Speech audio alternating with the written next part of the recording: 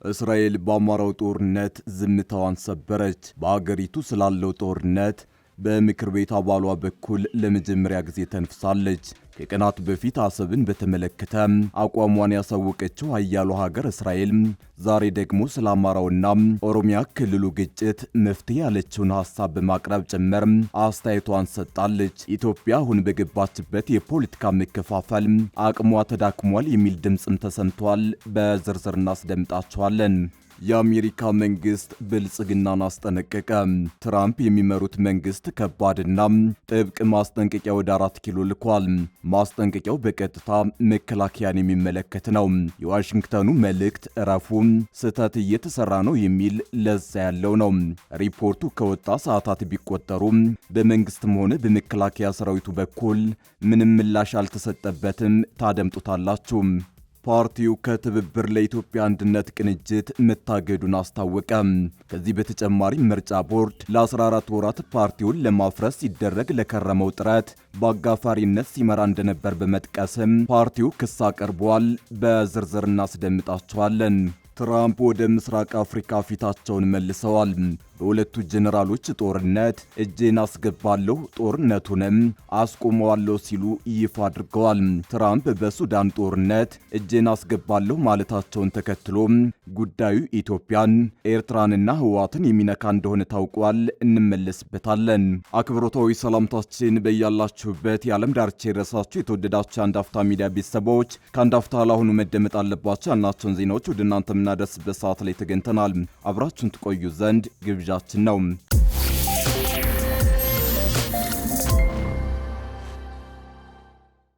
የአሜሪካ መንግስት ብልጽግናን አስጠነቀቀ። ትራምፕ የሚመሩት መንግስት ከባድና ጥብቅ ማስጠንቀቂያ ወደ 4 ኪሎ ልኳል። ማስጠንቀቂያው በቀጥታ መከላከያን የሚመለከት ነው። የዋሽንግተኑ መልእክት እረፉ፣ ስህተት እየተሰራ ነው የሚል ለዛ ያለው ነው። ሪፖርቱ ከወጣ ሰዓታት ቢቆጠሩ በመንግስትም ሆነ በመከላከያ ሰራዊቱ በኩል ምንም ምላሽ አልተሰጠበትም።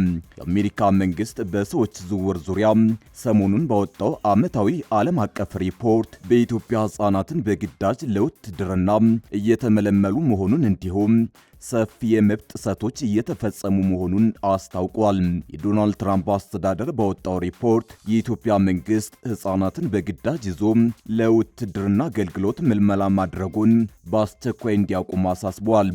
እንዲሁም በመንግስት መዋቅርና በታጣቂ ቡድኖች ውስጥ በውትድርናና የጸጥታ ስራ ተሰማርተው የሚገኙ ሕፃናት እንዲለቀቁ እንዲያደርግ አሜሪካ አስጠንቅቃለች። የመንግስት ባለስልጣናትን ጨምሮ በሰዎች ዝውውርና ሕፃናትን ለውትድርና አገልግሎት በማሰማራት የሚሳተፉ አካላት መኖራቸውን ሪፖርቱ አመላክቷል።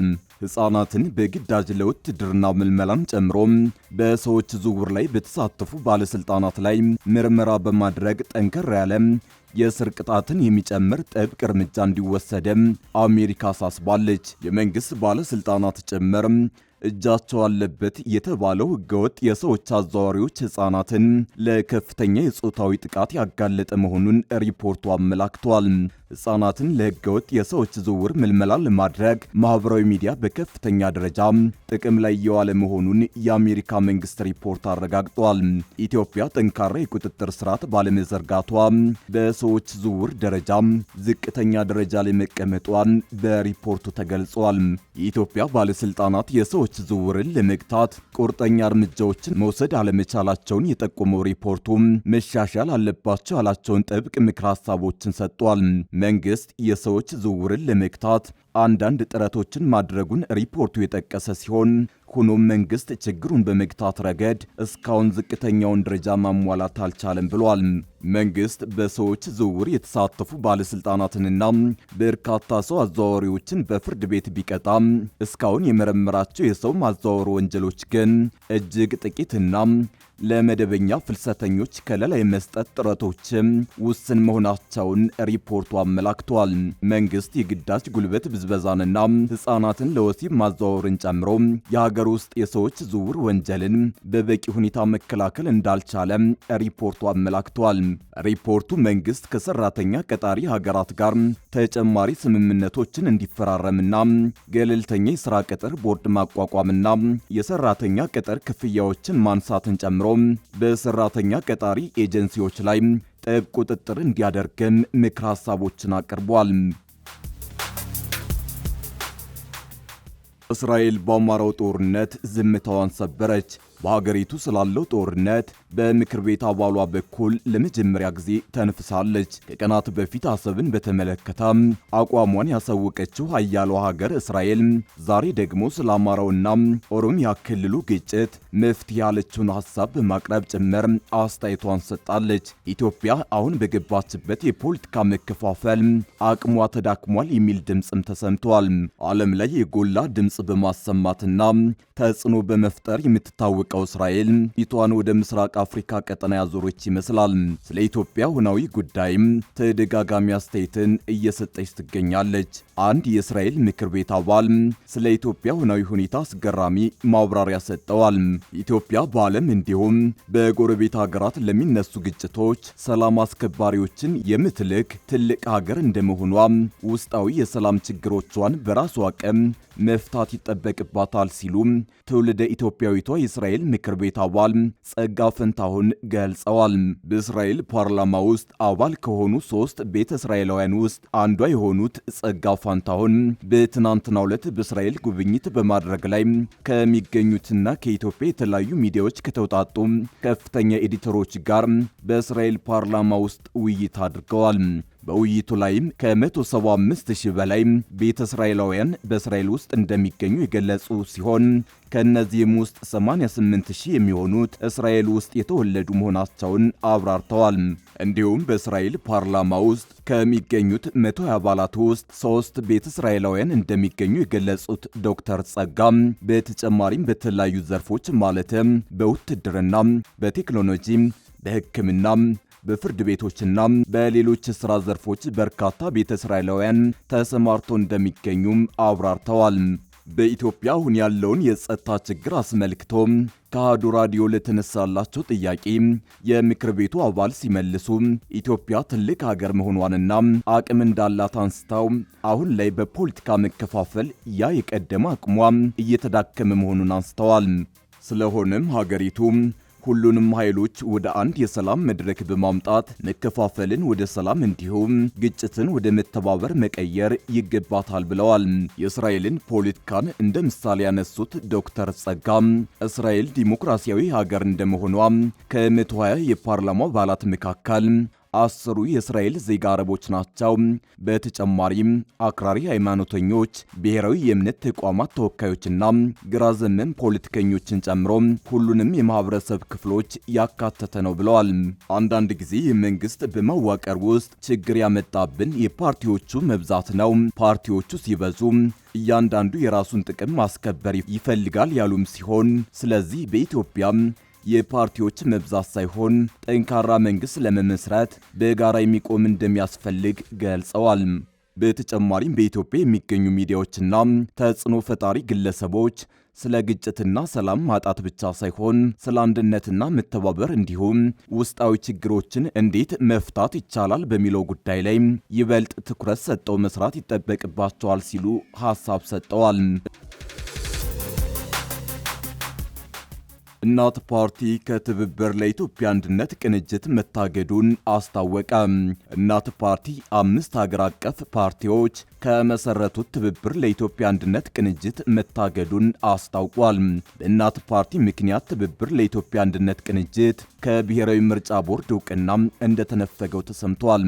ምርጫ ቦርድ እውቅና የከለከለው እናት ፓርቲ፣ የኢትዮጵያ ሕዝባዊ አብዮታዊ ፓርቲ ኢህአፓ፣ የመላው ኢትዮጵያ አንድነት ድርጅት መኢአድ፣ አንድ ኢትዮጵያ ዲሞክራሲያዊ ፓርቲና አማራ ጊዮናዊ ንቅናቄ በጋራ ለመሰረቱት ቅንጅት ነው።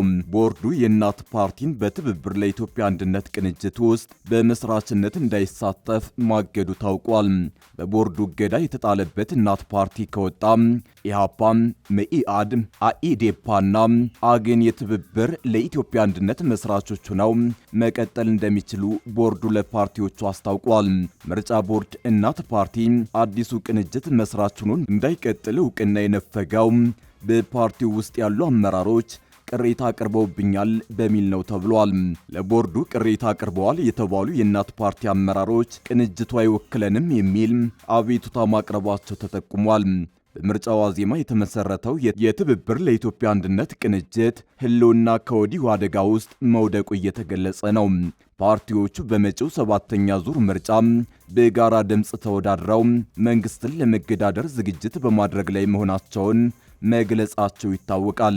ከቅንጅቱ መስራችነት የታገደው እናት ፓርቲ በጉዳዩ ላይ ባወጣው የተቃውሞ መግለጫ ምርጫ ቦርድን ፓርቲውን ለማፍረስ የተሸረበ ሴራ ተባባሪ በመሆን ከሷል። ከአዲሱ ትብብር ለኢትዮጵያ አንድነት ቅንጅት መስራችነቱ ምርጫ ቦርድ እንደሰረዘው እናት ፓርቲ በመግለጫው አረጋግጧል። ቦርዱ በቅንጅቱ ምስረታ ሂደት ታዛቢዎችን ወክሎ መድቦ የቀረቡለትን ሰነዶች ከመረመረ በኋላ በመተዳደሪያ ደንቡ ላይ ብቻ መጠነኛ ማስተካከያዎች እንዲደረጉ በማሳሰብ ሰጥቷል ተብሏል። ይሁን እንጂ ቦርዱ የሰየማቸው ታዛቢዎች በታደሙበት የጸደቀውን የምስረታ ጉባኤ ሽሮ እናት ፓርቲን ከቅንጅቱ መስራችነት አግዷል ተብሏል።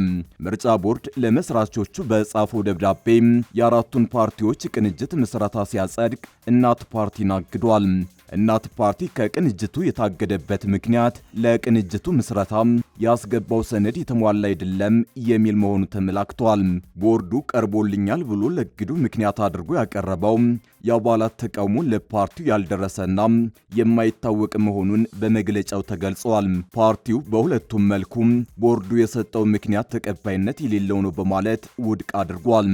ምርጫ ቦርድ ለ14 ወራት ፓርቲውን ለማፍረስ ሲደረግ የከረመውን ጥረት በአጋፋሪነት ሲመራ እንደነበር በመጥቀስም ፓርቲው ክስ አቅርቧል። ፕሬዚዳንት ዶናልድ ትራምፕ በዚህ ሳምንት ዋሽንግተን ውስጥ የተገናኙት የሳውዲ አረቢያው አልጋ ወራሽ ልዑል መሐመድ ቢን ሰልማን ባቀረቡላቸው ጥያቄ መሰረት በሱዳን ባለው ከባድ የሰብአዊ ቀውስ ላይ ትኩረት ለማድረግ ማሰባቸውን ገለጹ። ሱዳን ላለፉት 2 ዓመት ተኩል በሀገሪቱ ጦር ኃይሎችና በተባበሩት አረብ ኤምሬቶች ትደገፋለች ተብሎ በሚታሰበው የፈጥኖ ድራሽ ኃይሎች መካከል በከባድ የእርስ በርስ ጦርነት ውስጥ የምትገኝ ሲሆን ጦርነቱ በሀገሪቱ በሚሊዮኖች የሚቆጠሩ ዜጎችን ለከፋ ሰብአዊ ቀውስ ዳርጓል። ፕሬዝዳንቱ በትሩዝ ሶሻል ገጻቸው ላይ ባሰፈሩት ጽሑፍ ምግብ፣ ዶክተሮችና ሌሎችም ነገሮች በሱዳን በአስቸኳይ ያስፈልጋሉ ብለዋል። አክለውም ከመላው ዓለም የተውጣጡ አረብ መሪዎች በተለይም አሁን ከአሜሪካ የወጡት እጅግ የተከበሩ የሳውዲው አልጋ ወራሽ በሱዳን እየሆነ ያለውን ነገር አፋጣኝ መፍትሄ ለማምጣት የፕሬዝዳንትነቴን ስልጣንና ተጽዕኖ እንድጠቀም ጠይቀውኛል ሲሉ አስታውቀዋል። የሳውዲው አልጋ ወራሽ ከማክሰኞ ጀምሮ በዋሽንግተን በነበራቸው ቆይታ ትራምፕ በሱዳን ቀውስ አስተዳደር ላይ የአሜሪካን ተሳትፎ እንዲጨምሩ ያላቸውን ፍላጎት ገልጸዋል። አንድ ስማቸው እንዳይገለጽ የፈለጉ አረብ ባለስልጣን ለፖለቲኮ እንደተናገሩት ሳውዲ አረቢያ አሜሪካ በተባበሩት አረብ ኤምሬቶች ላይ ጫና እንድታደርግ ትፈልጋለች። የተባበሩት አረብ ኤምሬቶች ለፈጥኖ ድራሽ ኃይሎች ድጋፍ ታደርጋለች ተብላ በዓለም አቀፍ ተቋማት ትከሰሳለች። ከስልጣን ከመልቀቃቸው በፊት የቀድሞ ፕሬዝዳንት ጆ ባይደን አርኤስኤፍ በሱዳን የዘር ማጥፋት ወንጀል መፈጸሙን መክሰሳቸው ይታወሳል። ፕሬዝዳንት ትራምፕ ሮብ ዕለት በአሜሪካ ሳውዲ የኢንቨስትመንት መድረክ ላይ ባደረጉት ንግግር የሳውዲን ፍላጎት በይፋ አንስተዋል። ትራምፕ ለታዳሚው እንደተናገሩት ግርማዊነታቸው ልዑል ቢን ሰልማን ከሱዳን ጋር በተያዘ በጣም ኃይለኛ ነገር እንዲሰራ ይፈልጋል ሲሉ ተናግረዋል። ፕሬዝዳንቱ አክለውም በዚህ ጉዳይ ላይ ለመሳተፍ በእኔ እቅድ ውስጥ አልነበረም። ጉዳዩ እብደት ወይም ከቁጥጥር ውጭ የሆነ ነገር መስሎ ነበር። አሁን ግን ይህ ጉዳይ ለእርሶና እዚህ ክፍል ውስጥ ላሉ ጓደኞቹ ምን ያህል አስፈላጊ እንደሆነ አይቻለሁ ሲሉ ተናግረዋል። የትራምፕ ይህ አዲስ የውጭ ፖሊሲ አቅጣጫ እንደ የተወካዮች ምክር ቤት አባል ማርጆሪ ቴይለር እና ስቲቭ ባኖን ያሉ ቁልፍ የሪፐብሊካን ደጋፊዎችን ሊያስቆጣ ይችላል ተብሏል። እነዚህ አካላት በተለይም በዚህ ወር በተደረጉ ተከታታይ ምርጫዎች ሪፐብሊካኖች ሽንፈት ካጋጠማቸው በኋላ ፕሬዝዳንቱ ከውጭ ፖሊሲ ይልቅ እንደ የኑሮ ውድነት ባሉ የሀገር ውስጥ ጉዳዮች ላይ እንዲያተኩሩ ሲወተውቱ ቆይተዋል። ይህ የትራምፕ እርምጃ የሶሪያውን መሪ አህመድ አልሻርን በዋይት ሃውስ ካስተናገዱና ሳውዲ አረቢያን ከኔቶ ውጭ ዋነኛ አጋር የሚል ደረጃ በመስጠት ከሪያድ ጋር የመከላከያ ትብብራቸውን ካጠናከሩ ከሳምንታት በኋላ የወጣ ነው።